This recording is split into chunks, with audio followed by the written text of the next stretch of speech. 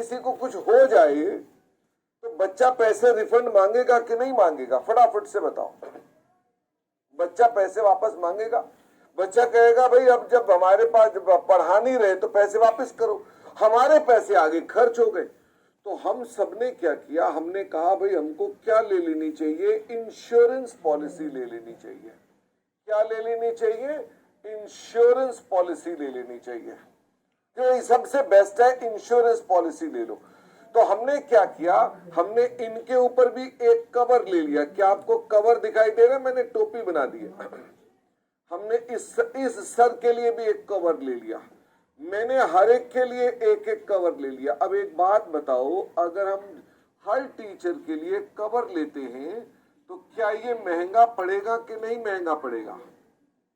क्योंकि हर एक के लिए हम जब कवर लेंगे, व्हाट इज कवर? कवर का मतलब होता है इंश्योरेंस पॉलिसी को कवर बोलते हैं, ठीक है? हम इंश्योरेंस पॉलिसी को कवर बोलते हैं। तो मुझे ये बताओ, हर एक टीचर के लिए जब हम लेंगे तो क्या इसके लिए हर एक के लिए हमको इंश्योरेंस प्रीमियम देना पड़ेगा? तो इंश्योरेंस प्रीमियम जो होगा 1 2 3 4 5 6 6x प्रीमियम पे करना पड़ेगा। 6x प्रीमियम पे करना पड़ेगा। मुझे ये बताओ, इसके साथ ही अगर मान लो 6 के 6 लुढ़क गए तो क्लेम भी जो मिलेगा तो बताओ क्या होगा?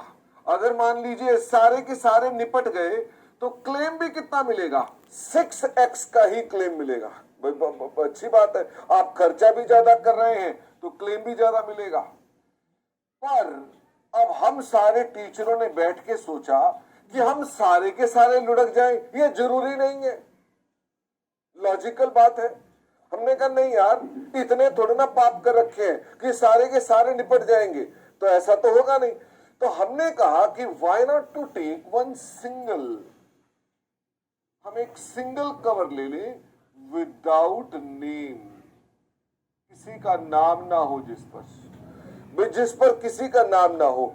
ऐसे करने से इंश्योरेंस प्रीमियम जो होगा, इंश्योरेंस प्रीमियम तो 1x जाएगा और क्लेम भी कितना आएगा? 1x आएगा। बट हमको लगता भी तो यही है कि डेथ भी कितनी होंगी? हमारे को लगता है डेथ भी तो अधिकतम एक ही तो हो पाएगी। इसका अब ये मत कहना सर ये गलत भी तो हो सकता है, अनुमान है ना कि भाई अगर सस्ता पड़ेगा तो क्लेम भी कम मिलेगा, लेकिन हमको आशा है कि ये लॉजिकल है, क्योंकि ये लॉजिकल नहीं है। तो हमने अपने पास इन सब के लिए मिल करके एक ही पॉलिसी ले ली। इस पॉलिसी को बोलते हैं जॉइंट लाइफ पॉलिसी। हालांकि इसका नाम आजकल जॉइंट लाइफ पॉलिसी नहीं है। आप मुझसे रिक्वेस्ट करो कि नहीं नहीं शर्मा जी बताओ इसका आजकल क्या नाम है, तो बताऊंगा, नहीं तो मैं जॉइंट लाइफ पॉलिसी बताऊंगा। हमारा इंस्टीट्यूट जॉइंट लाइफ पॉलिसी बोलता है तो मैं वही बोल देता हूं। इसका नाम है कीमैन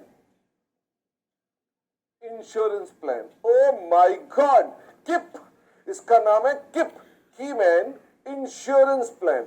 तो अगर मान लीजिए हम इंश्योरेंस कंपनी के पास जाते हैं ना, हम बोले जीएलपी चाहिए, तो जीएलपी नहीं है, ये है कीमैन इंश्योरेंस प्लान। अच्छा, आप में से किस किस का इंश्योरेंस हो रखा है?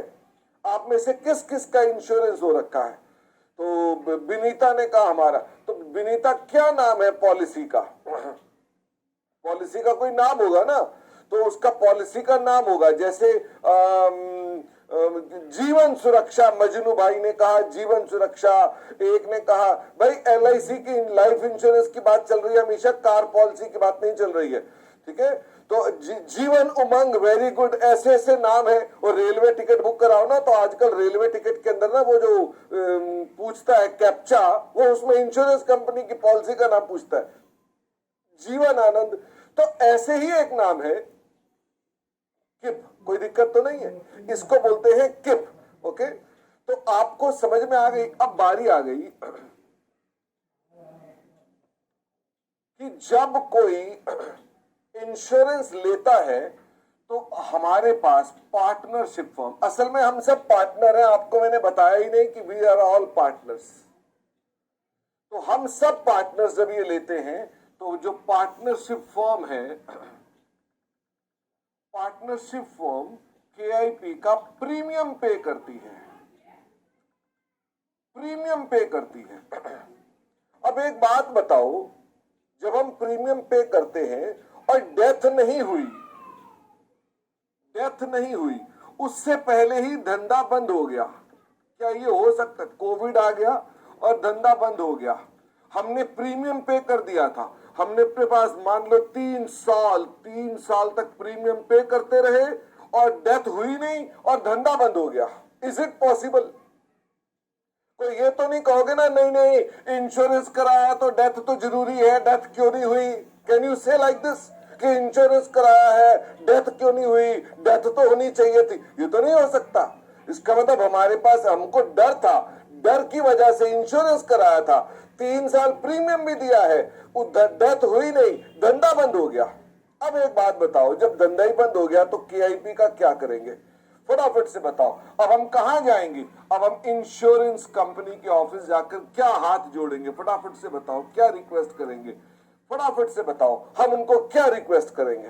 हम कहेंगे साहब मेरे को ऐसा करो, जो 3 साल का मेरा प्रीमियम था प्लीज रिफंड कर दो, please refund my premium. Okay, मैं कहूंगा कि कृपा करके मेरा प्रीमियम मुझे रिफंड कर दो। अच्छा, बच्चा कह रहा है क्लेम। श्रुति, क्लेम तो सिर्फ डेथ के वर्ड केस में यूज होता है, तो we can not use the word claim. Okay, this is called surrender. हम अपनी पॉलिसी को सरेंडर कर देंगे। ओके, तो क्या इंश्योरेंस कंपनी 3 साल का 100% प्रीमियम मुझे वापस कर देगी? नहीं, आई कांट से। मुझे लगता है कि मेरे को वो 2 साल का प्रीमियम रीपे कर देगी, यानी 20,000 मेरे को रीपे कर देगी। स्टिल ये भी हो सकता है वो पूरा का पूरा रिफंड कर दे। इसका मतलब मेरे को यहाँ पर इसके अमाउंट पर आकर थोड़ी सी अभी, क्योंकि कंडीशंस होती हैं, तो मुझे अब उसकी कंडीशंस को देखना पड़ेगा कि साहब मेरी वो कंडीशन पूरी होती है कि नहीं होती है। तो क्या मेरे पास, मैं ये कह सकता हूं कि मेरी बैलेंस शीट में जो भी मैंने पे कर रखा था वो मेरा एक एसेट हो गया, जेएलपी इज माई एसेट्स। और क्योंकि हो सकता है ये पूरा ना आए, तो मैंने जेएलपी रिजर्व बना दिया 10,000 का, कि भाई हो सकता है इसमें से ये पैसा मुझे रिफंड ना हो। तो मेरे पास कितने पैसे रह गए? जो मेरी एक्सपेक्टेड नेट रियलाइजेशन है, ये आ गए। कोई दिक्कत की बात तो नहीं? हाँ, मैं कह रहा केआईपी की फुल फॉर्म बताओ। केआईपी मतलब की मैन इंश्योरेंस प्लान। अच्छा, प्रतीक कह रहा है कि हमारे पास सरेंडर फिर से बताओ। अच्छा, चलो हम ऐसा करते हैं कि हम अपने पास पहले ना प्रीमियम पे करते हैं। 2017 में हमने प्रीमियम पे किया, तो हमने एंट्री क्या डाल दी? केआईपी अकाउंट डेबिट टू बैंक 10,000 रुपए। कोई दिक्कत तो नहीं? पहले साल मैंने पेमेंट कर दी केआईपी अकाउंट डेबिट टू बैंक 10,000 रुपए। 2018 में भी हमने पैसे दे दिए। बताओ क्या एंट्री कर दी? केआईपी अकाउंट डेबिट टू बैंक। मान लो यहां पर हमने पे कर दिए, फिर से 10,000 ही पे कर देता हूं। मैंने 10,000 ही 2018 में भी पे कर दिया। और फिर मुझे बताओ 2019 आ गया, मैंने फिर से केआईपी के अंदर पैसे जमा करा दिए। कितने पैसे जमा करा दिए? फिर से 10,000। और मुझे इसके बाद मेरा धंधा बंद हो गया। मैंने कहा अरे भाई कुछ नहीं मिलेगा। मुझे बताओ मेरी बैलेंस शीट में केआईपी कितने का आ रहा होगा? फटाफट से बताओ, मेरी बैलेंस शीट में केआईपी कितने का आ रहा होगा? मेरी बैलेंस शीट में केआईपी आ रहा होगा 30,000 का। ओके, और मुझे अब लगता है कि भाई इसमें से रिफंड सारा नहीं मिलेगा, तो मैंने अपने पास एंट्री डाल दी PNL account debit to JLP reserve. मैंने कहा हो सकता है कि मेरे को इसमें से 10,000 रुपए ना मिले। तो मुझे ये बताओ बैलेंस शीट में जेएलपी रिजर्व कितने का आ रहा होगा? 10,000 रुपए का आ रहा होगा। तो अल्टीमेटली आपकी बैलेंस शीट में नेट एसेट कितने का आ रहा होगा? नेट एसेट ये आ रहा होगा। अब आपको कहा जा रहा है डिसोल्यूशन करके दिखाओ। तो आई होप मैंने इतनी सारी कथा इसलिए बताई कि आप में से कुछ बच्चे पूछते हैं जेएलपी क्या है और जेएलपी रिजर्व क्या है। तो अब मैं आपसे अगर शॉर्ट में पूछूं what do you mean by JLP, फटाफट से बताओ what do you mean by JLP? JLP is just one receivable from insurance company, और कुछ नहीं है। इसका मतलब जेएलपी क्या है जेएलपी इंश्योरेंस कंपनी से जो मिलना है उसका एक रिसीवेबल है। और रिजर्व क्या है? अगर उसके अंदर हमको लगता है कि कुछ पैसा नहीं मिलेगा, ये काइंड ऑफ प्रोविजन है। तुषार कह रहा है कि हम अपने, हर्ष कह रहा है रिजर्व ही क्यों बनाते हैं, प्रोविजन भी बना सकते हैं। Harsh, JLP reserve is provision, is provision. नाम ये है, ठीक है ना, नाम से आप चिंता ना करें, नाम ये है। अच्छा, साहिल कह रहा है इंश्योरेंस प्रीमियम तो एक्सपेंस होता है, फिर ये एसेट कैसे बन गया? तो साहिल, यही तुम फाउंडेशन में पढ़ते थे कि उस पर 3 विचारधाराएं हैं कि आप इंश्योरेंस के प्रीमियम को एक्सपेंस भी ट्रीट कर सकते हैं, उसे एसेट भी ट्रीट कर सकते हैं, एसेट विद रिजर्व भी ट्रीट कर सकते हैं। ओके साहिल, तो मेरे टॉपिक में एक्सपेंस कभी भी ट्रीट नहीं होगा क्योंकि मेरी बैलेंस शीट में जीएलपी आ रहा है। ओके, इसका मतलब मैं ये मानूंगा कि मैं कौन से विचारधारा का आदमी हूं, बताओ जरा मैं कौन सी। अब देखो क्या होता है ना, अलग अलग तरह के विचारधारा के लोग होते हैं। एक आदमी कहता है भैया नेगेटिव ही नेगेटिव है, विचारधारा है। वो कह रहा आज तो भैया ऐसा, आज तो बारिश होगी, आज तो भाई मैं भीगा ही भीगा। वो कहता आज तो मैं गया ही गया, ऐसा आज तो दफ्तर में मुझे नौकरी से निकाल ही देंगे। ऐसे भी लोग होते हैं जो हर बार यही मानते हैं। कुछ कहते हैं आज तो मैं दफ्तर में बिल्कुल ऐसा काम करूंगा कि मेरे को सीधा अवार्ड ही मिल जाए। तो कुछ लोग इस तरह के हो सकते हैं, कुछ कंजर्वेटिव भी हो सकते हैं कि अच्छा काम करूंगा पर हो सकता है पॉलिटिक्स में मुझे फंस जाऊं मैं। तो तीनों अपने अपने तरह के हैं। तो I am saying Sahil, accountant इसमें से कौन सी अप्रोच लेता है उसका रिजल्टेंट होता है। तो व्हेन यू से इट्स एक्सपेंस तो आप 100% राइट ऑफ कर देते हो। फिर in that situation you don't have any asset, you don't have any provision, बात ही खत्म हो गई।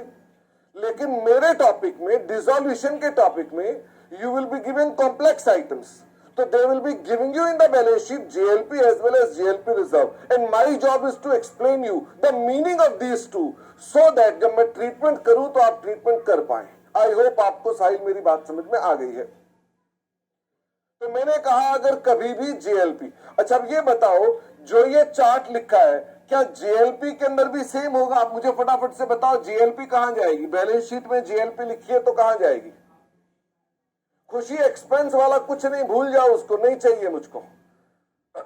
फटाफट से मुझे बताओ जेएलपी कहां जाएगी? रियलाइजेशन में। और जेएलपी का रिजर्व कहां जाएगा? रियलाइजेशन में। और जब जेएलपी रियलाइज होगी तो एंट्री क्या होगी?